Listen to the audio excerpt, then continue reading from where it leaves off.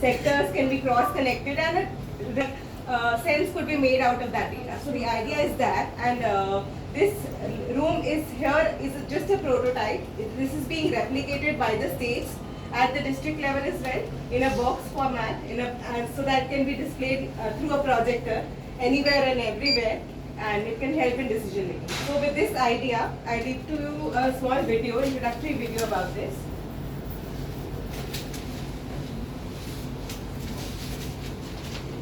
Just a second. Should I stop the video? There is no volume. Let me just check the volume.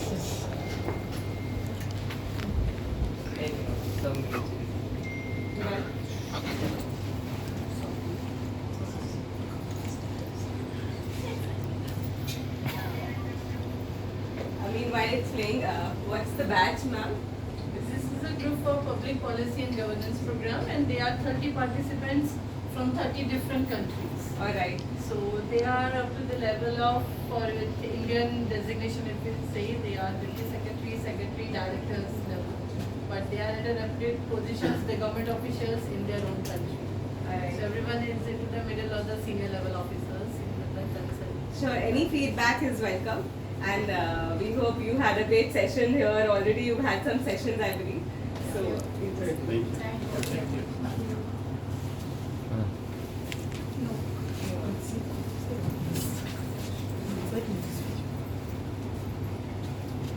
I think there's some technical glitch. We're just checking the volume. So I would like to use this time that we have to tell you about how this room came across, the context of it. So Niti Aayog has the mandate of cooperative federalism. That is, we are the convening power between the central government and the states. So Niti Aayog always had engagement with states, but we wanted to make it more institutionalized in our approach. Like Niti Aayog replaced the Planning Commission of India, we wanted to strengthen the planning departments of the states also. And there was one problem statement that came across was there is a common platform that was required for states to cross-learn and contribute the knowledge that they are creating amongst themselves. So hence Niti for States came across. So Niti for States is a platform, a knowledge platform which brings states together to pool in their policies, best practices and data sets. Around 10 sectors which you will see. And basically the whole idea is that how we can have one repository of all the credible public sources, right from central government, state government, even multilaterals, and we have even taken global best practices around these 10 socio-economic sectors, and this is one repository. And then we are providing insight layer also to the states to analyze the data of the development and growth that is happening in the state. So that is the context of Niti for States. There is also a portal, if you can use your mobiles and type nitiforstates.gov.in. So that is the portal that we have created, and you can explore that portal of what I have said. So anyone who is using their mobile can just go right now while we are solving the glitch, nitiforstates.gov.in. Niti, N-I-T-I, for states.gov.in. You have Wi-Fi. Most of them do not have. Oh, you do not have Wi-Fi, that's fine. I asked your colleagues to give us the password. Oh, no problem. Maybe we can wait now. Namaskar. I am Bharat Niti. Welcome to Vikasit Bharat Strategy Room in Niti Aayog. Here we'll begin our exploration journey.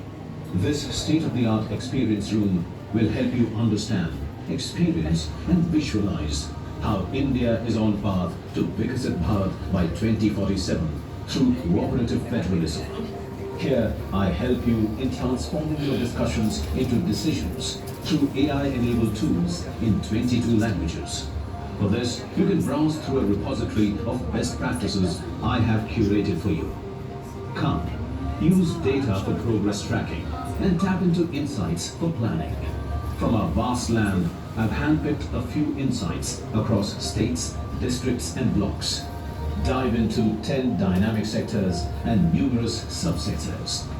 Let's study outcomes from a people's lens and understand their aspirations. You can connect virtually, draw live comparisons. Now, I activate the console.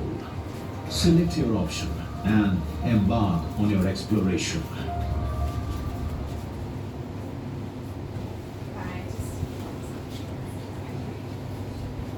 So this is the touch table to navigate. We can explore by states, sectors. There are two national programs, aspirational districts and aspirational blocks programs, where certain blocks and districts are selected and we are tracking their progress on certain key indicators. I'll invite my colleague Antika to talk you through aspirational districts program and how we are looking at the data in this particular sector across the districts to do some kind of monitoring and governance. Antika? Hi everyone, good morning. I hope I'm audible to everyone. Yes. Yeah. Hi. So Aspirational Districts program is a nationwide program that we run in India.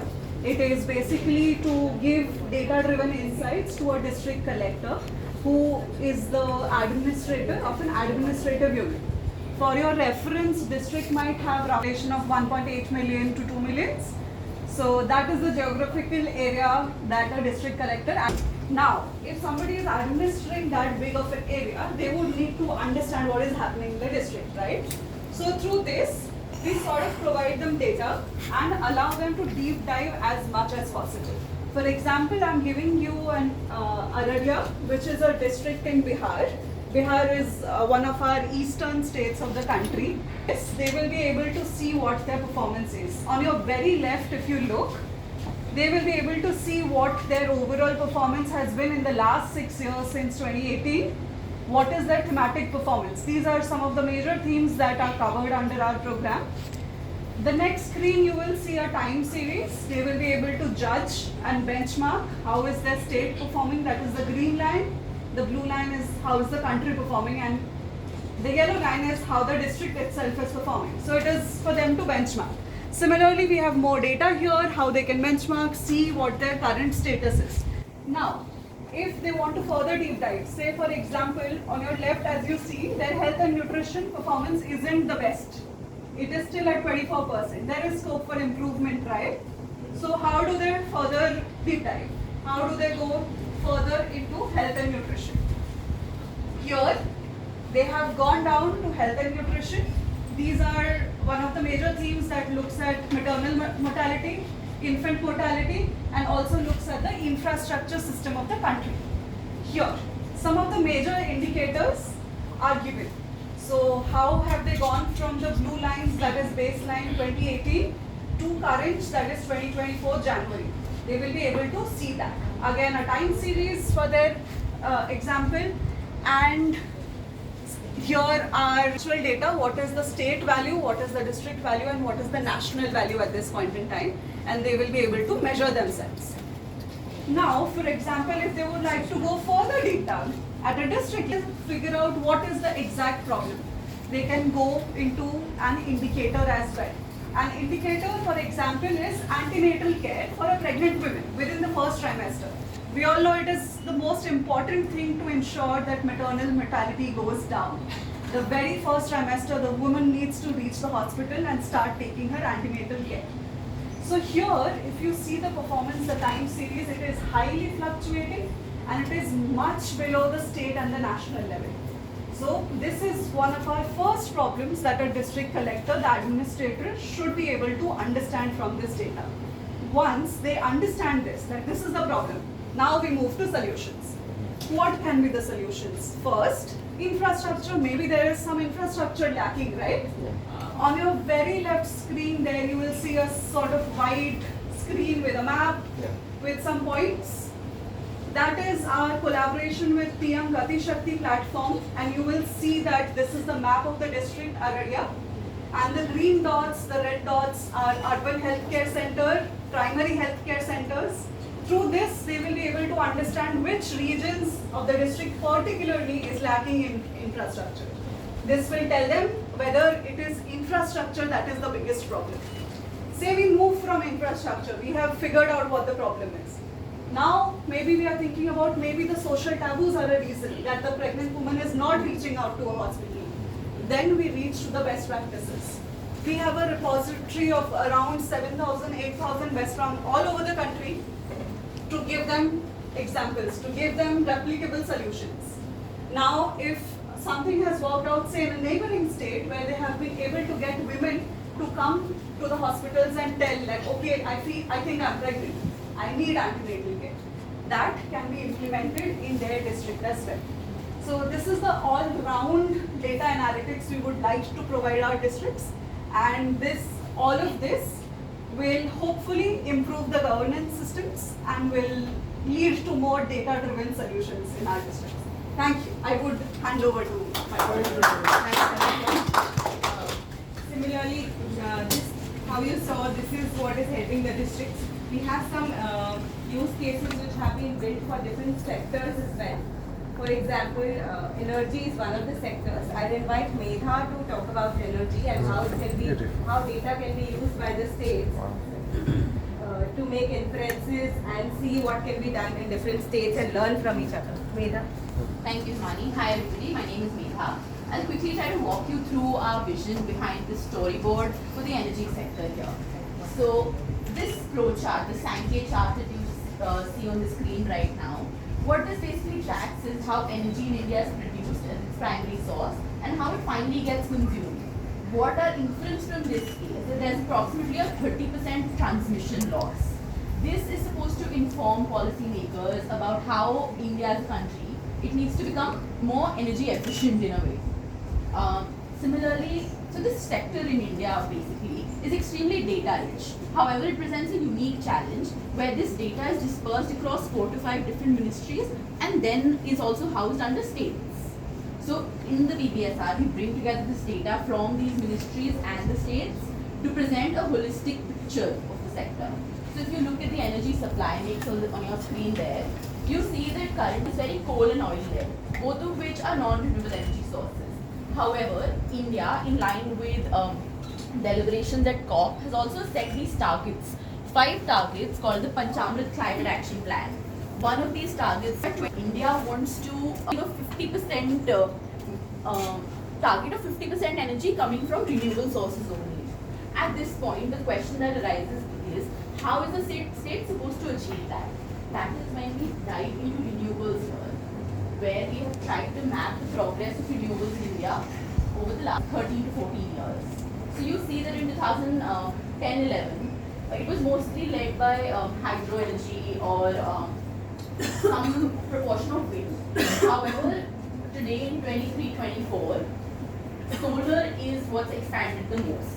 Wind is also up right after it.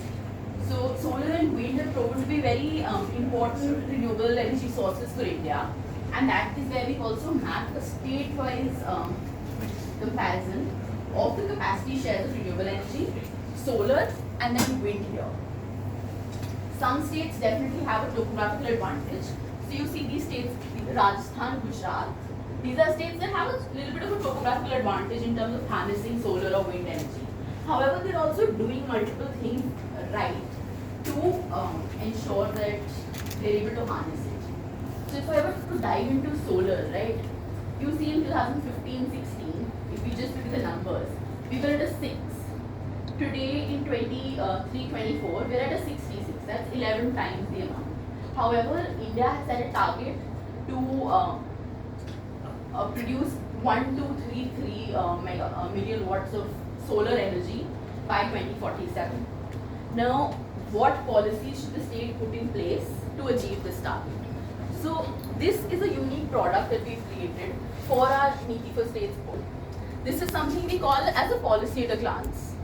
It's a comparison between the different policies in various states, which are assessed across a set of policy aspects and features.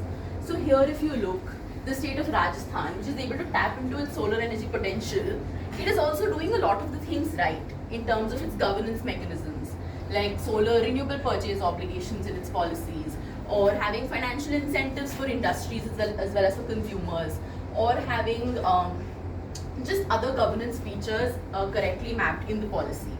So other states in that sense can use this product to learn what states like Rajasthan are doing right and integrate those things into their policy. We also have best practices here of at a very granular level. For example, Modhera is a village in Gujarat which has been completely able to transform itself through solar powered energy. it's completely reliant on solar power energy today. So there are practices like this and many others that we've integrated into this room itself. So I will close energy here, but so energy in India is a very top heavy sort of a sector where direction on policies comes from a national or state level.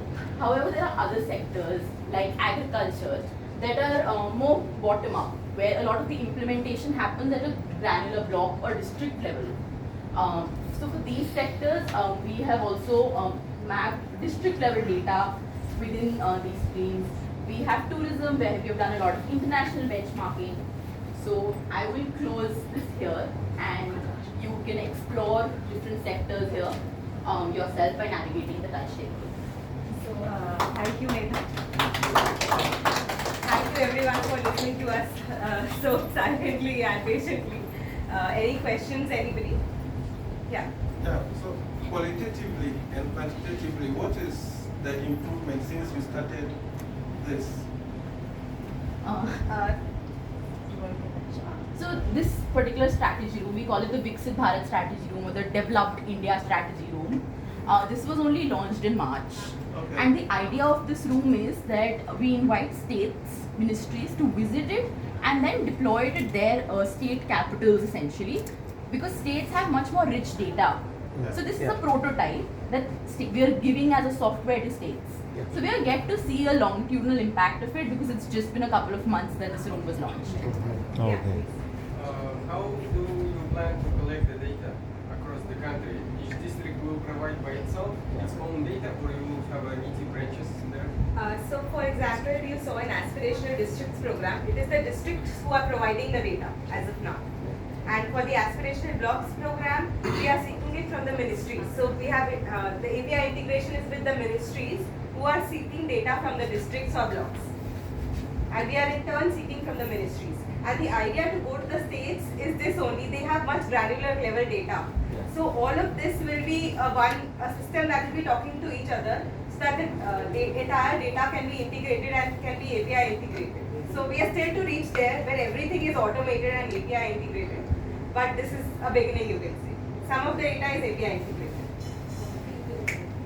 This is Actually. this is like a software that you sell or you give to the districts and to the local Yes. governments and the They can states build on their government. own layers. Yeah, this is a software which we are providing to the states and the local government. They can have this software as is, plus they can add their own data on it and build like a Power BI system. They can add on their own data and do visualizations. They can have a minimum setup of say 3 screens, not this bigger room, or a bigger room than this. States can have a bigger room than this, like a control room, like a war room for them. It's like a But it's not sold. It's given Yeah, to it's states. just given to states. it's given to Huh. say Yes, by pro the bono. national. Yeah, by the Yeah, you want to know? I wanted to know, this one depends on which ministry? Which ministry? So the data, the insights curated here are have been curated by the NITI Aayog verticals, the subject expertise that NITI Aayog verticals have, and the data has been, as you can see, are all public sources, government sources, all the multilaterals, which is available publicly. But what we are saying, states and districts, they also have much granular data, which is not even available to us as of now. So if they are using this, they'll be able to make much more wider use of this than what we are able to depict as of now. So the idea is what we are suggesting to them. And also the data that's been used to create these visualizations is also available on our web portal. It's not visualized like this, but the raw data sources, the profiles for states, districts, blocks are available and you can go and check them. On the NITI for States website. It's all catalogued there. Any other questions? And this was developed here in India? Or Yes. Yes. Completely. In India. completely? Yeah. God bless India. What was the cost? So this has costed about some crore, like 7 crores. Yeah, 7 crore INR. What's that? Million? The highest number is 7 million? 7 million. 7 Rupees. million. Yeah. I think we'll continue the discussions Yeah. there in the sessions. Sure. So we'll stop You can here. take a We'll just picture, turn- yeah. We'll You let can us just just turn turn around and take a group picture. photograph Yeah. and we'll continue discussions downstairs. Just turn around and there will be a group